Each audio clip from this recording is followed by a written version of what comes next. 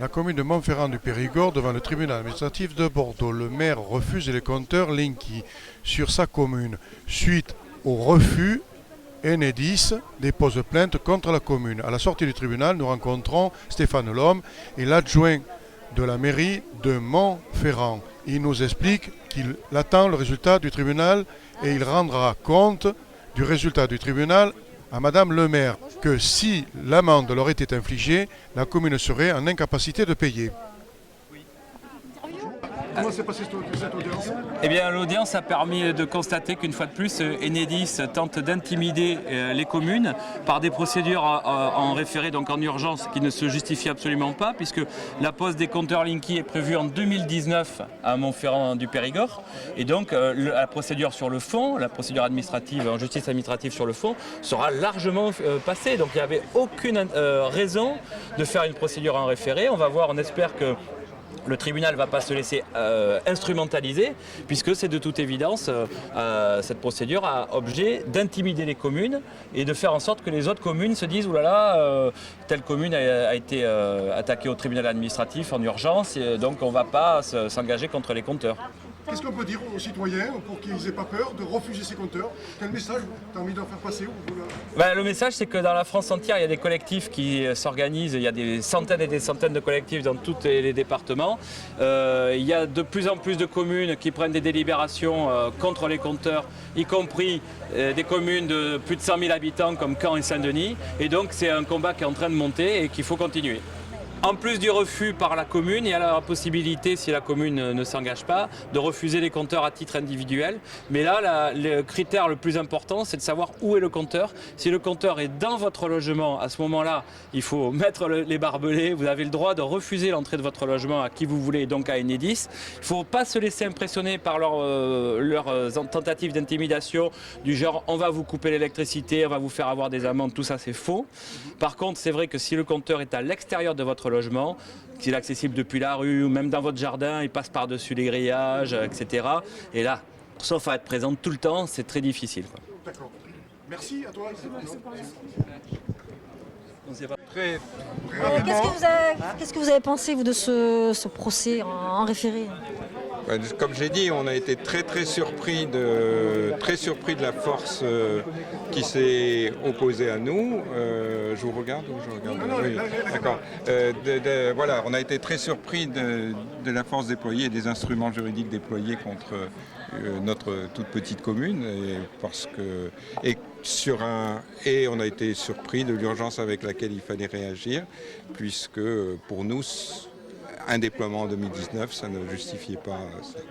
Donc c'est vrai que les conseillers ont été inquiets et puis amers de voir traîner dans un tribunal une démarche qui est une démarche qu'ils pensaient de représentants des élus. Est-ce que vous ne pensez pas que c'est de l'intimidation et qu'il faut résister malgré tout? C'est de l'intimidation, c'est pas résister. On va, comme d'habitude, voir ça avec nos habitants. On a des relations extrêmement régulières. On va voir ce qui se justifie. Est-ce que, comme je l'ai dit, déjà les sommes qui nous sont déjà demandées à ce jour sont énormes par rapport à notre petite commune. Donc on ne peut pas résister sans avoir le soutien général de tous Vos avocats, est-ce qu'ils interviennent? nos avocats. On n'a pas d'avocat. Ah, vous n'avez pas pris d'avocat? Ah, nous n'avons pas pris d'avocat, non. D'abord, nous pensions que ce n'était pas inutile à ce stade du jugement. Ensuite, sur une bataille d'instruments juridiques, je pense que nous serions de toute façon bien faibles dans des délais par rapport à l'avocat de Adamas a bien montré qu'elle parcourt la France depuis des mois. Ça permet de se forger une sacrée carapace d'instruments de protection face à ce que nous pourrions aligner. Donc si jamais nous allons sur le fond, comme l'a présenté le président dans plusieurs mois, nous serons bien sûr obligés de nous faire conseiller par des avocats, bien sûr, puisque voilà, il est un petit peu dommage que sur des maladresses juridiques, on puisse évacuer les questions de fond qui inquiètent nos habitants. Voilà. Faire une désobéissance civile, si jamais vous étiez condamné, vous allez faire refuser de payer l'amende. Non, je ne sais pas. Je ne sais pas.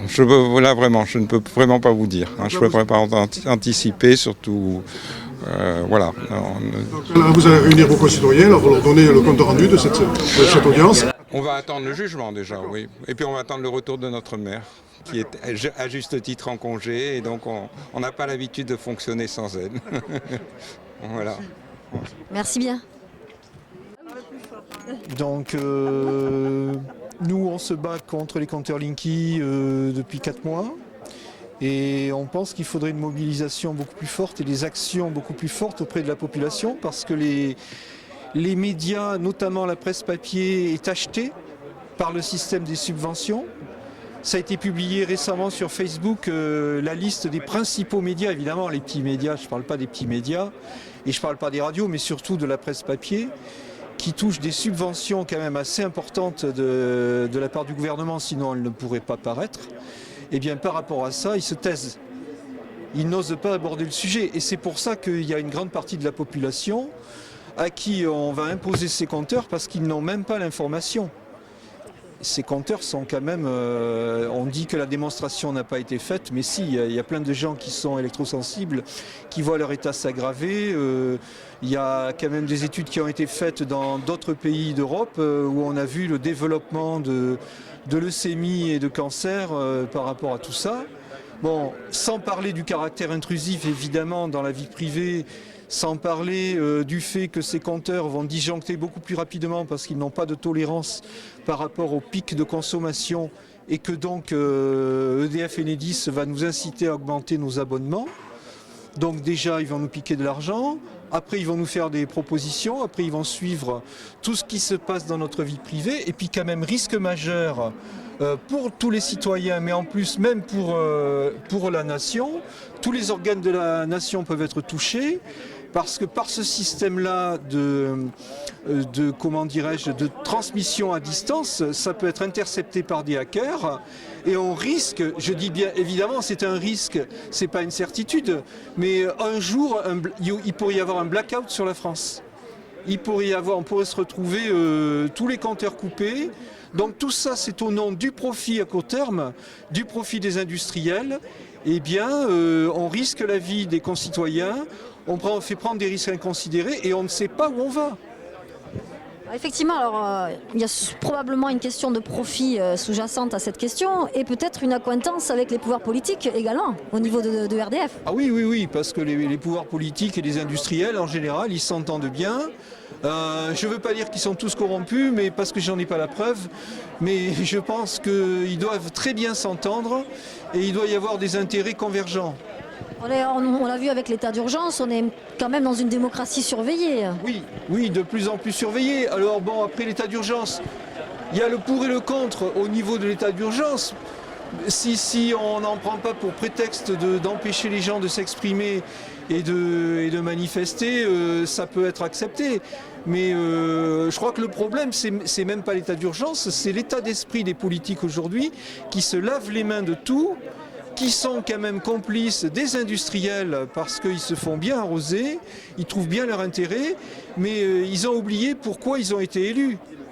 Ils ont oublié qu'ils doivent quand même défendre leurs concitoyens, leurs administrés, et qu'un jour ils pourront avoir des comptes à rendre. Parce que le scandale de l'amiante qui s'est passé il n'y a pas si longtemps que ça, il risque de se reproduire avec les compteurs Linky. Et peut-être avec certainement même avec un risque plus important en proportion, puisque c'est toute la population qui risque d'être exposée. Donc c'est très grave, il y a vraiment une prise de conscience à faire de la part des gens et il faut vraiment se révolter. C'est même plus résister, c'est se révolter maintenant qu'il faut.